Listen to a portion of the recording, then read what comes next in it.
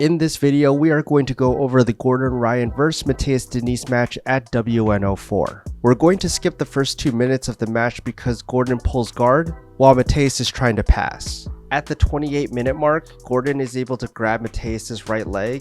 Matheus defends by pulling his leg out, but while he's spinning, Gordon uses that opportunity to go for a double leg takedown, and he's able to land on top. So while Matheus is trying to defend the initial takedown, notice how his legs are a little bit too close to each other while he's doing his spin move, and Gordon uses that opportunity to attack the legs while they're close to each other, and that makes the double leg a lot easier compared to someone who's normally in a regular wrestling stance. When the two athletes finish scrambling, we end up with Gordon on top in half guard, and there's two things that we need to note in this position. First, Gordon is past the knee shield at this point, but Matheus does have an underhook on his left side. In order for Gordon to stop Matheus from doing anything with that underhook, notice how he keeps his weight back, and he's trying to keep his right arm and shoulder area below the elbow line, and that starts to weaken Matheus' left underhook, and also to keep Matheus' back flat to the mat. Gordon uses this position to start bringing his left arm up to start getting a good crossface on Matheus, but as he's doing this, Matheus uses that opportunity to have Gordon's weight on top of him, and he tries to go for a deep half guard from here. So instead of going for any sort of head and arm grip from here, Gordon transitions into bringing Matheus' left underhook closer to him, and that's going to allow him to dive his left arm under Matheus' shoulder to start going for a Kimura grip. Ideally, Gordon would want to use that Kimura trap to pass the guard from here. Here's a clip of JT Torres giving tips about this position. Now when I lock in the Kimura grip, like I said earlier, it's actually better when we keep it on the person's body. Don't worry about pushing it off to the mat just yet, because like I said, our goal right now is to get to the back. So I'm gonna keep his arm right on his hip, and probably where he wants to keep it, right? From here, I move my hips up as I get my body across his body a little bit more. Here. Once I've done that here, like I said, you're gonna commit to rolling over your outside shoulder, which is my right shoulder. As I commit to rolling, always aim to go down towards the person's legs, right? Easiest way to remember, go towards their legs. So as I hip up and over, I go over the top. Now notice my leg came out just right there and then. That can happen, right? It's nogi, slippery, there's not many grips. So if that happens, perfect. If not, use your leg to kick out. From here, extend. The most important thing here is to extend, right? I see a lot of people lose this position here when they don't extend this grip to the far hip. If I keep it on the near side hip, maybe he still turns in, grab my head, Nick, and then he can start coming on top, right? From here, extend this grip of yours to the far hip. Now from here, try to turn, Nick. Much harder for Nick to turn. Try to grab my head. Much harder for him to grab my head. He's further away. So as he's turning in, turn in, I pull myself underneath here, getting my right knee underneath. Left leg over the top, open up the hip here, use your seesaw here to lift the hips up, second hook in, loop the head inside, switch the grips off. Now we're looking for the choke. Notice how Gordon wasn't able to get Matheus' left hand to go towards the far side of the hip, and that allows Matheus to bridge, get his right hand in inside position, and as soon as he's able to turn into Gordon and face his hips towards the mat, he's out of the Kimura threat. We're going to fast forward for the next few minutes because there isn't really much going on besides Matheus trying to pass Gordon's guard, and for the majority of the time Gordon is trying to get an arm drag on Matheus but is not successful with it. Eventually we get to the point where Gordon decides to post on his left knee while Matheus has this ankle pick position from here. Gordon transitions his left hand grip from the elbow to Matheus' right wrist, and because he already has that right collar tie, that gives him an opportunity to snap Matheus down to the mat. As a result, Matheus grabs Gordon's left leg and tries to finish the single leg from here, and Gordon responds by trying to connect his hands under Matheus' hips from here. Instead of doing a really hard sprawl to defend against this single leg, Gordon performs a much more efficient move where he posts on his right foot, sits on his left hip, and with that grip underneath Matheus' hips, he uses that to push off of his right leg, and that forces Matheus' hips to go up. And the reason why this is so important is because before Gordon performed this move, Matheus was using his right leg to post and drive into Gordon. But now that his hips are up high, Matheus isn't able to use that post effectively, and now Gordon does have an opportunity to go for a crucifix in this position. But Matheus understands this, and to counter the crucifix, he uses his right leg to get inside position, and that denies Gordon from being able to isolate Matheus' left arm.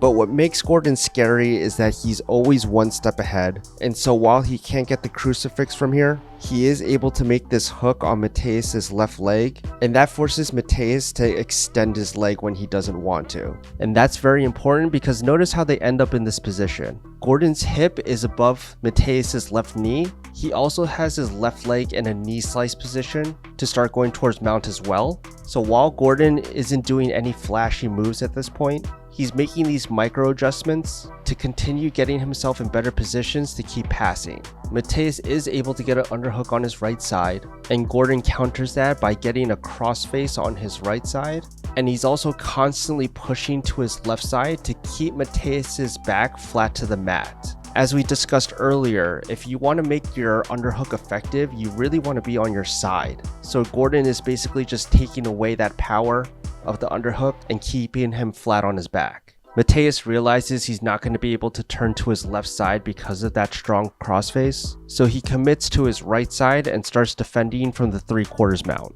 Gordon tries to transition into mount, but Matheus is able to bump with his left knee, and that gives him enough space to get his left arm under Gordon's leg. In this frame here, if Gordon continues to bring his weight forward to try to pass the guard from here, Matheus is in a good position to create a scramble because he still has that quarter hook on his right side. And to prevent any sort of scrambling going on, Gordon commits his weight to going backwards to stay in the knee smash position.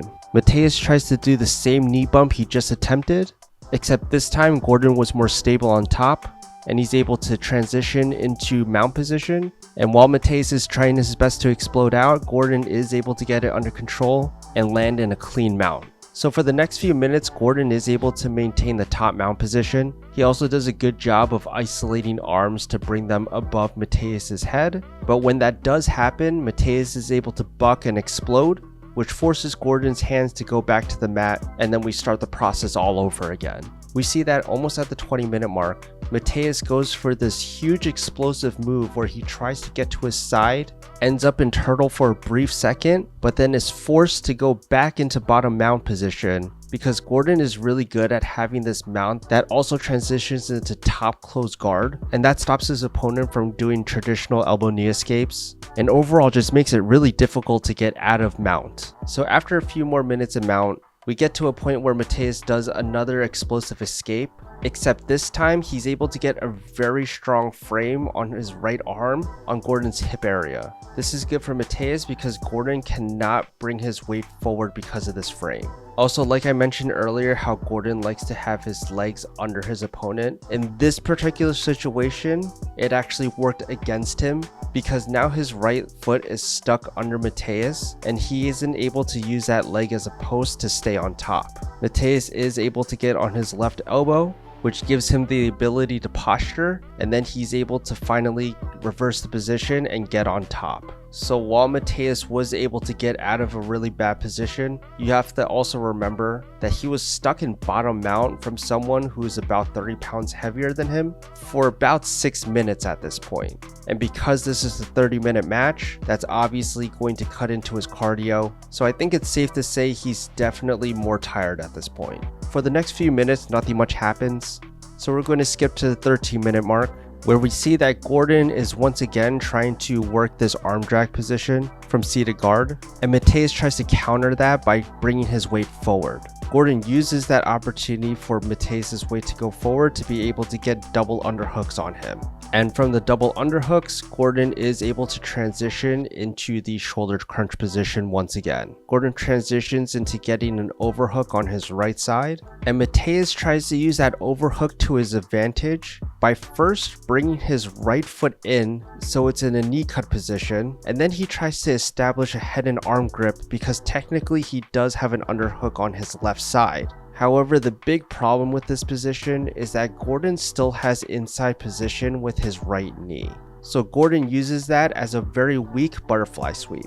So while Matheus is trying to pull his legs out, notice how Gordon transitions from that overhook to going under and grabbing Matheus's right leg. And because he was able to trap this leg, Matheus is not able to perform his technical stand-up, and that forces his hips back to the mat. And also, while his hips were in the air for a split second, Gordon was able to trap Matheus's left leg from something that looked like it was a scissor sweep from the bottom.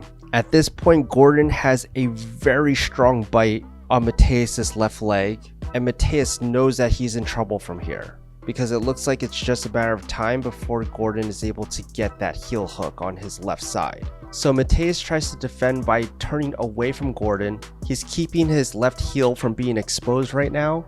It's going to be very difficult for Gordon to get the traditional heel hook from here, because Matheus has this strong base with his right foot, and ultimately Gordon wants Matheus's hips to be facing upwards and not towards the mat. So instead of going for the classic heel hook from here, Gordon inverts his body and forces Matheus to fall to his right side, which he wasn't expecting. That allows Gordon full exposure of the heel, and at this point he could have really cranked it if he wanted to. But Gordon is actually pretty nice when he competes, gives Matheus enough time to tap, and that is the end of the match. So thank you guys for watching. I hope you enjoyed the breakdown, and I will see you in the next video.